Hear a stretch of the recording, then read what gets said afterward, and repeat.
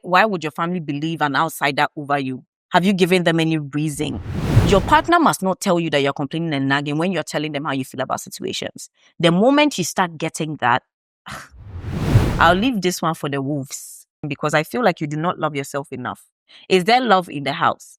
Because if there is, you will not allow somebody to demean you like this. Regardless of your feelings about God right now, I'm going to tell you that the problem is not God. The problem is that you do not have enough faith to believe that it is going to go through Christ. Baby girl, I'm going to talk to you directly. Listen, you are beautiful. Do not allow anybody to intimidate you.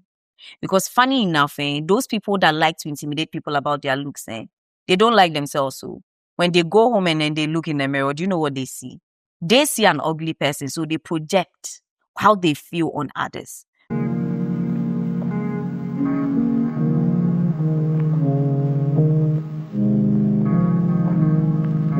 Welcome to the POV Podcast, where confession meets honesty and silence gets a voice. Now, in today's episode, we're reading stories that cut deep, from verbal abuse to interreligious relationships, to being shamed for your skin color, for your head shape, for anything around your body, to love that starts sweet and then turns cruel.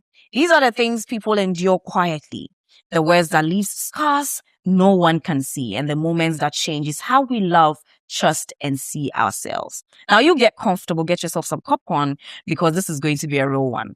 This one is raw. This one is real. This is the POV Podcast. Don't forget to subscribe, like, and then share. Let's get into the stories for this episode.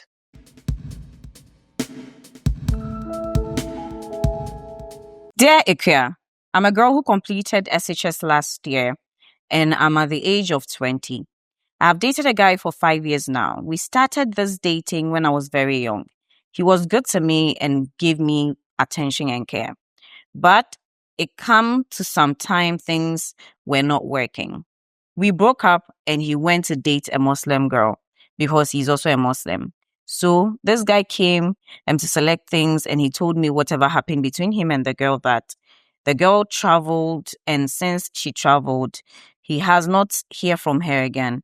So he's not sure the relationship will work. And we told him I hear. So things was going on well before I came and found out that he's still chatting the girl and the girl will be coming back soon. I asked him and he said they just started talking. So I went for vacation, and when I came back, was also back. He was dating the two of us. I chose not to leave the relationship because he's my first love. So at the time, as time goes on, we had a fight, and he told me in front of the girl that he will choose the girl 1,000 times over me. I didn't talk. I went home and then I cried. After some days, he came back, apologized, and I forgave him.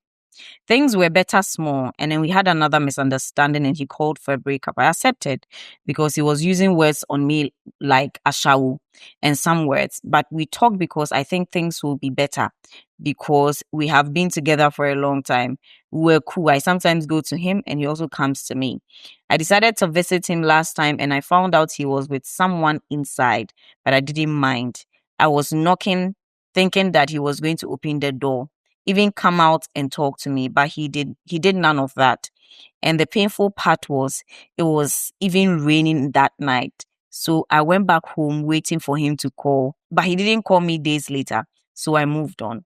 I stopped calling him and he was not calling me too. First week of this month was my birthday. So the days before my birthday, I was with my new boyfriend. Okay, so you have even moved on. I was with my new boyfriend and then he called me. I was very surprised to see his call. And I picked up and he said he's in my house. So he wants to see me. And I told him I'm not around. So he said he will go and come the next day. And he asked, are you with your guy? I said yes. And he cut the call and texted me that he was bringing me something for happy birthday in advance.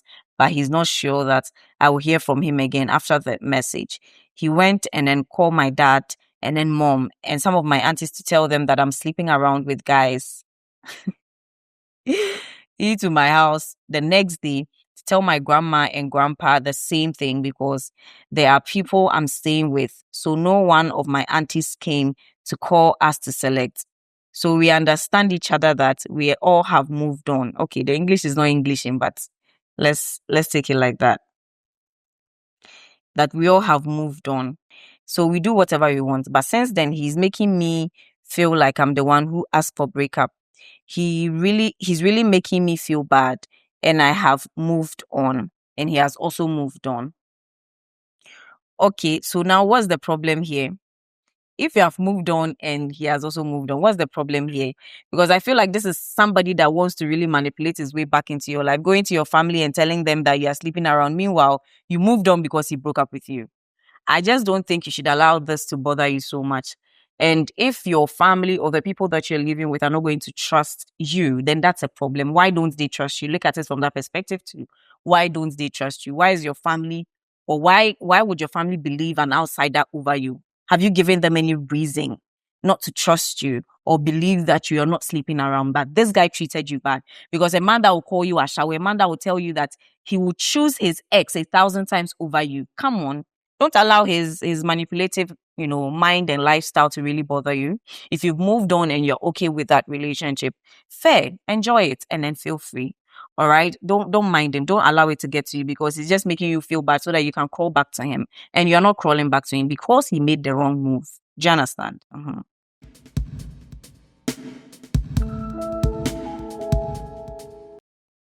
Dear Ike, I saw your post about a dark-skinned lady, and I just want to say that I'm also a victim of such situation. It started back in basic school. My so-called friends made me feel like I was ugly. They called me all sorts of names. Even my own uncle used to call me a tripenny because they said I didn't have a nice head shape. In school, I'll report them to the teachers, and sometimes the teachers would scold and even punish them. Fast forward to high school. It continued, and in fact, it got worse. I became a target of teasing. If someone wanted to mock a boy, they would say I was his girlfriend. Oh, yeah, wow. Just because of the shape of my head and because I was small, slim, and short. I couldn't even report to teachers this time because some of them, especially the national service teachers, also made fun comments about my looks. This made me feel deeply intimidated. I felt less than a human. It affected me negatively even when I entered university. Socializing became very difficult for me because I always felt that my classmates were better than me, and that's not true. I eventually had to go for counseling. I've completed university now and I'm in my mid-20s. But I've never been in a relationship because I still feel I'm not worthy of any guy, that I'm not beautiful enough, despite all the counseling. But now I'm trying hard to accept myself. I've started braiding cornrow styles, which I used to hate before, and also starting to post myself on social media. I just want to say that people should be mindful of what they say about others, because such comments can either make or break a person. Thank you. I think this is coming because of the fact that a young lady spoke about people teasing her about her skin color. She was a dark skin, and I mentioned that black is the most beautiful complexion that you get in this entire world. And so, baby girl, I'm going to talk to you directly. Listen. You are beautiful. Do not allow anybody to intimidate you. Because funny enough, those people that like to intimidate people about their looks, they don't like themselves. So when they go home and then they look in the mirror, do you know what they see? They see an ugly person, so they project how they feel on others. So do not allow anybody. I like that you say you are finding yourself now. You're braiding the hairstyles that people made you feel like it would never look good on you. Yes, I understand that, every human being and a certain type of thing that will fit them. For some people, because of your body type, you can't wear certain things. For some people, because of your head shape, you can't do a certain hairstyle. Doesn't mean that when you do it, it will take anything from you. You are beautiful. Now, let me go into the religious side of this. God created you in his image. So are you trying to say that because people are saying you are ugly, God is ugly? No. Do not allow anybody to intimidate you. Do not allow anybody to make you feel less of yourself. Because as I said before, a lot of the times, people are just projecting. They're just projecting how they feel. They're just projecting, how they look, how they feel like they look. So if the person feels ugly, instead of sitting down and looking in the mirror and looking at themselves, they will instead make you feel bad because what? They feel bad about themselves. Don't allow anybody to do that to you, because the truth is when they finish and they do it and go to their houses, frankly, it's not even about you. I like that you're doing good for yourself. I like that you're looking at yourself and you're taking care of yourself.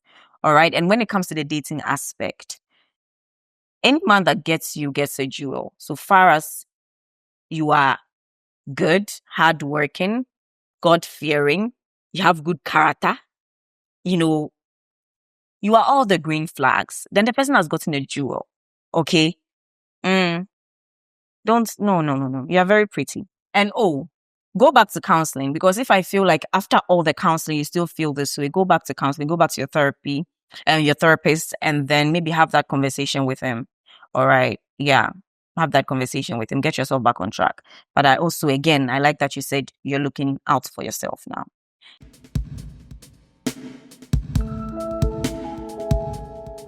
Dear Ikea, keep me anonymous. A girl kept showing me affection while we were in SHS, and I can tell you for a fact that it was for 2 years consistently. I wasn't feeling the same way about her then, but kept on talking after school. I gathered courage and proposed to her. In the beginning, she said no. We can't date because we were of the same age. So I stopped texting her, and later she came back and accepted my proposal. Fast forward. 2 months into the relationship, our communication became kind of dominant. She won't answer my calls and will only call me back a day after, telling me she was having practical. She is in nursing training. I value communication a lot. And if that starts to change, I start to feel insecure. The distance between our communication lines began to blur, and she would complain that I like disturbing and nagging. Red flag.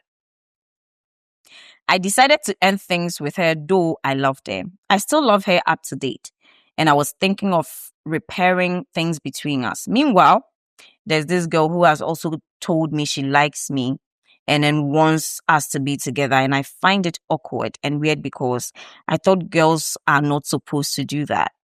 What makes it a lot weird is that we've never seen ourselves before, but yet she says she loves me because of a picture I sent her when we began talking. She's a friend of a coursemate in class. He posted her on her birthday, and I said I would want to be friends with her. My motive was to be friends with her, not to date her.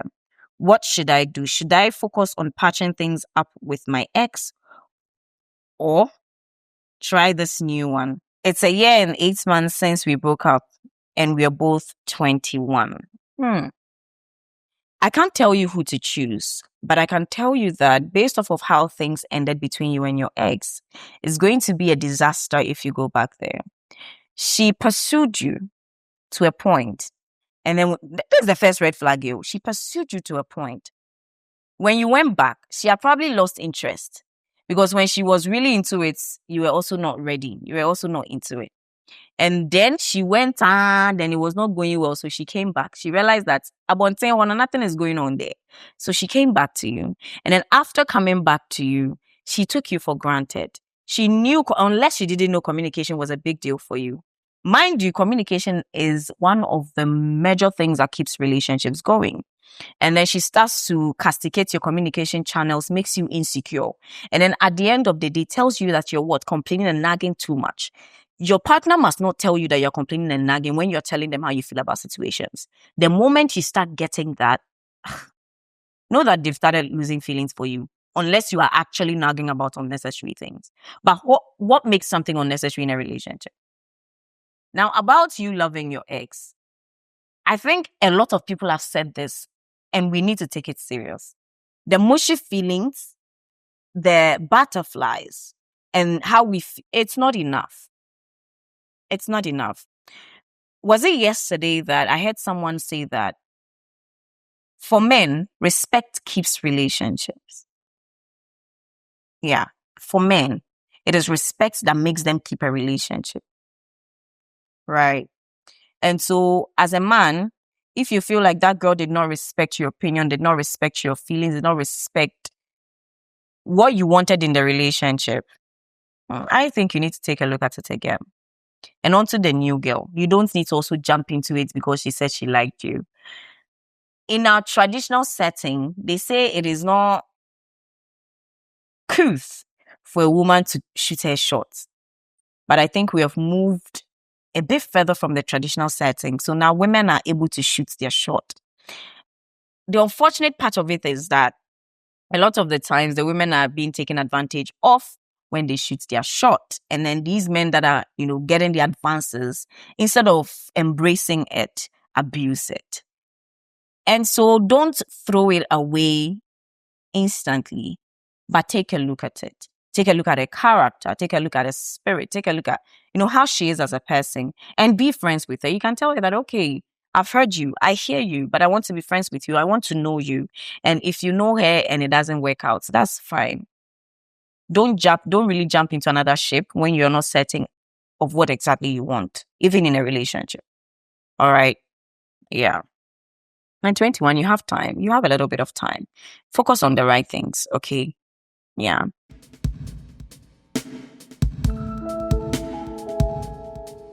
I want to share my story. I've been dating a girl in my neighborhood for 3 years now. When we met, she was in SHS2, and I owned my business at the time. I do everything for the girl and visit her every 2 Saturdays. And I always go along with provisions when I go and visit her in the school. How old were you and how old was she? Fast forward to when she completed SHS last year. We spent the Christmas together and I celebrated her birthday too for her. As we being this year, I had to travel to my mom's house to spend some days, and I returned back to find out she's cheating on me with a guy in the neighborhood. When I saw that, I confronted her and talked to her, and then she pleaded and I forgave her. Fast forward to March. She told me she wants to go for her school's anniversary, and I agreed, not knowing she was going to meet another guy. Hey! And then she has been talking to this guy again in the neighborhood. They plan spending the weekend far from the neighborhood so that I won't find out. When she got back from her trip, she had been talking to the boy every evening. One faithful evening, she slept off, leaving her phone unlocked. So I went through her phone and found out she didn't go for school's anniversary. She went to meet that boy. I confronted her. And then the next, I see her begging and crying, saying it won't happen again. And I forgave her all over again because I was in love with her. Along the line, she got pregnant, which the baby wasn't mine because it's been long we had sex. She was crying. She doesn't want to keep it because the boy doesn't have money. So I sponsored her to terminate it. Fast forward to July, I found out she's talking to one of her schoolmates, telling him she had a crush on him. And I confronted her and she begged and I forgave her. During that week, she told me she wants to go spend some days at her dad's house, not knowing she was lying. Now you nankasana. She and her school crush have scheduled to meet up to spend the weekend. Later, when she came back home and I took her phone, I found out again that she didn't go to her dad's house, but she went to spend the weekend with the so-called school crush. I confronted her and again she cried begging. She don't know what's wrong with her and I forgive her. All because I love her. Now fast forward to October. That was last year. I was at work and she called me that she's going to the market to buy some stuff. Not knowing she was lying, she went to meet up with the school crush again, and I don't know if I should forgive her because I'm tired of her cheating attitude. I'll be in the comment section. I'll leave this one for the wolves. I'll leave it for the comment section because I feel like you do not love yourself enough. Is there love in the house? Because if there is, you will not allow somebody to demean you like this. It's not 1. It's not 2. It's not 3. Funny enough, these types of people always use crocodile tears to cover up. They are always crying, but the tears are not real. They're always using their tears to cover up for something. Wow. Please, comment section. Tell him what to do, but please don't insult him because I know that there's a chance that your heart is boiling by now. Aye.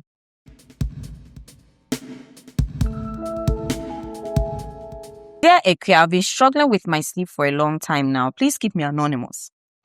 It was until last year that I got diagnosed of depression, stemming from chronic stress. I've visited countless hospitals, clinics before arriving at a psychiatrist who diagnosed me of the illness. I've taken antidepressants, painkillers, and sleeping medicines, but nothing seems to be working. At this point, I've lost hope. Every time I feel like I'm getting better, I start feeling worse all over again. And the painful part is no one understands my predicament. I've not been myself for the past 3 years now. Every day is a mental battle for me. I feel like the best option is to end it all. God forbid. At the same time, I don't want to. I pray to God, but I feel like even He has abandoned me. I'm sorry. It's a lot. Oh my God. Oh my God. Oh my God. Oh my God. Oh my God. Well, depression is a very, very complicated thing. And a lot of the time, people that are not in your shoes or people that do not understand you will never, ever, ever be able to, get what you're doing or get what you're going through or get what you're dealing with.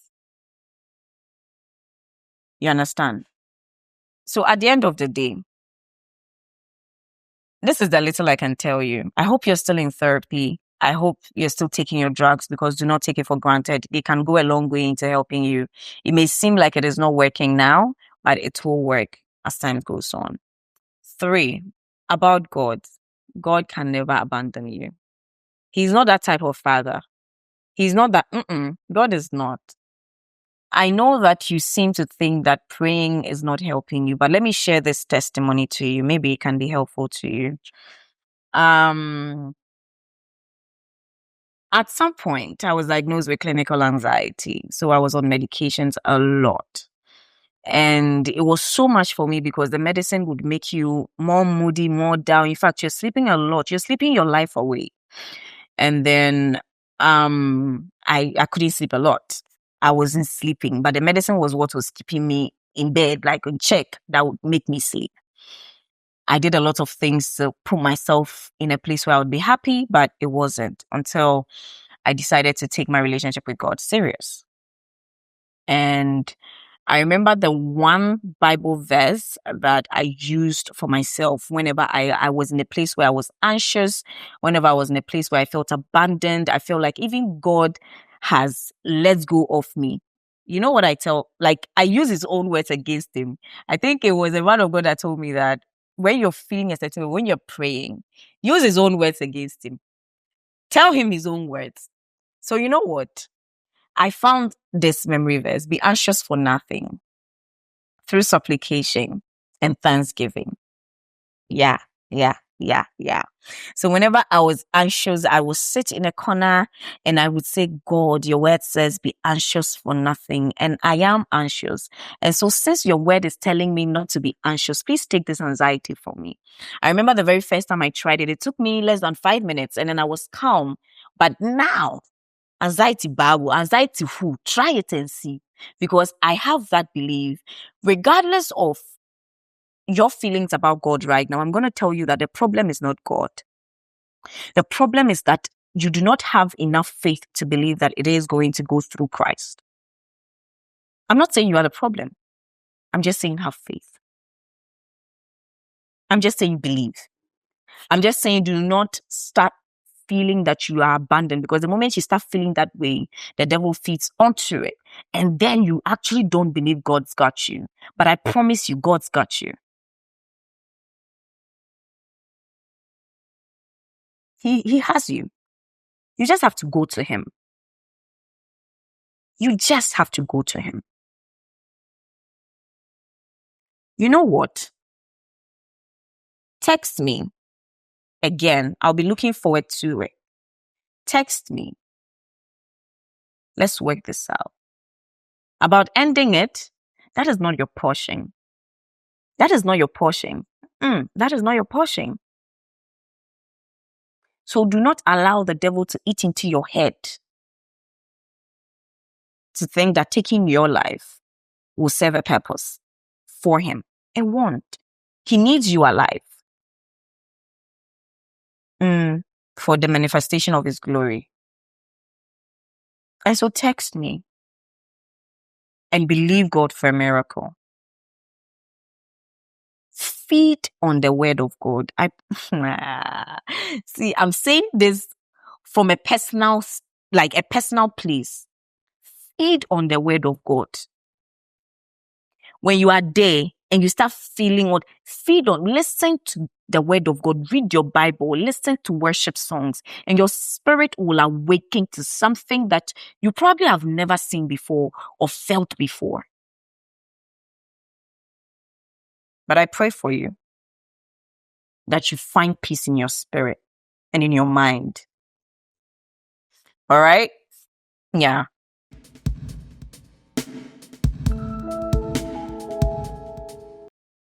Please keep me anonymous. There's this girl who was my friend way back in JHS. We both lived in the same town. She used to tease and disturb me. Well, as time goes on, we all completed school and still were friends. Our results and school came, so we all got good grades, and I had a mixed school and she had a girls' school. We all went to school for like 3 months. So when we vacated, still friendship was there till I heard that she was dating one guy who also was my friend. Beside, we were 5 boys who used to work together till the guy started revealing some behaviors which separated us. There was one guy who was very close to me, Pam, and we are still close friends. Mind you, they were in class A and I was in B class way back in the school. I was cool with a guy who does not like to talk, so we were having few friends. Because I was in the B class, I don't know what goes on there. Sometimes I go there to see my close friends. Still, they didn't know anything yet. After we completed JHS and my close friends told me that the girl who used to disturb me was dating the friend of mine who was showing me behaviors to us, I was really shocked and surprised. To cut things short, he and the guy are no more there, and I started having feelings for her when we were in SHS2. I was scared to tell her, and I'm the type of person who is shy of girls. So I never told, and I never dated before. So she was the first girl I had feelings for, but still never told her. Till one day I posted something on my WhatsApp status and commented that, who is the lucky girl to have you? And I felt that the time has come for me to try and tell her. So I told her she was the one. She sent me a laughing emoji, and then she thought I was joking. I told her I'm serious. She didn't believe me and sent me a message that I should put all jokes aside. Am I serious? And I told her yes, I am serious. She was like, hey, for real? I told her yes. And she told me she's sorry. She's not ready to be in a relationship. She knows that I know that she was dating that guy. I didn't accept the answer because I thought I didn't approach her well. Was left with a week for us to resume school. We kept on chatting. Sometimes too, she sees me outside and we talk. School resumed, and for me, I send phone to school, but as for her, she doesn't. So one day, my close friend told me that the girl is sick and she's in the house. I was also in the house, so I decided to chat her to confirm from what I've heard. So I asked her what's wrong, and she told me the doctor has confirmed that she has ulcer, so she'll be in the house. I went to visit her, and then we talked. She used to tell me her problems and how she feels because she's in the house and her colleagues are in school. Ikea, I talked to her, calmed her down, advised her to. I kept on chatting with her while I was in school and she was in the house. Check up on her if I closed from school. I told her again about my proposal, and she said it again. I asked her why. She told me she doesn't want to disturb me because she disturbs a lot and she does not want to get hurt. She told me some of the things that the guy used to do that she didn't like, which sometimes I think it wasn't right. My close friend too told me some of the things because he and the guy had the same school. She told me she does not like the guy who dates because of sex and guys who lie and try to dedicate for their partner. All she mentioned, I didn't like it too, especially the sex. I told her everything about me. As time goes on, she said no to me for the second time. Still didn't back off because I still had hope there's a chance. There's no guy that is determined than a guy that wants a particular girl. So I waited for us to complete school so that I can go for the third time. So finally we completed school. And one day I told her I have a conversation with her and she told me we can talk about it. But I told her no, that is face to face. And she said no, that we can't meet. I asked her why and she said nothing. I know her. I told her I will come to her house. She told me if I come, she won't mind me. So let's talk on phone. I still insisted for it to be face to face. But she said because she can't stand in front of me to have that conversation. I am also shy, but decided to risk it. But still, she said no. We had a conversation on phone, and I told her about the proposal again. And then she does not want to disturb me. She easily gets hurt on something. She can't take pain anymore. She's not want any dictatorship. All the points she gave, I explained everything to her that I'm not like that. And if something pops up, it means one has wronged the other. I told her to trust and be loyal and love and understanding. That can keep us going. But seems like she won't believe me. And all the points she gave were what she was facing in her relationship. I was hurt when she turned me down, so I decided to stop chatting her for some time. But she keeps on chatting me if I don't. I really like her, but she says she's not interested in any relationship now. But still want to get rid of the feelings. But I don't want to block her too, because if I block her, she would think I was in for a relationship. But because she didn't accept, that's why I've blocked her. I don't know what to do to get rid of the feelings and maintain the friendship. It will go as time goes on. I mean, I feel like be open to being friends with her.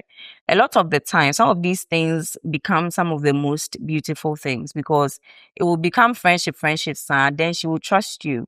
And you people, from the way you are talking, you guys are very, very young. So there's a possibility that you guys can be friends for 2-3 years, and after that, that is when something will blossom.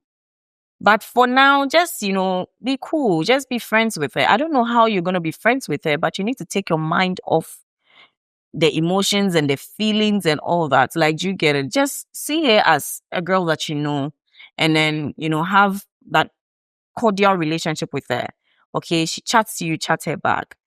But if you actually feel like you're uncomfortable, you let her know that, listen, girl, I have feelings for you. Give me some time to work on that, get rid of those feelings, and we can be friends. It's not wrong to have that conversation. It really isn't. Even for the girls that literally fall for guys that don't really like them, it's like they are forcing themselves and the guys keep doing me. I just want to be friends. You can literally tell the guy that, okay, sure, I can be friends with you, but give me that time. Let me sort out the feelings I have for you.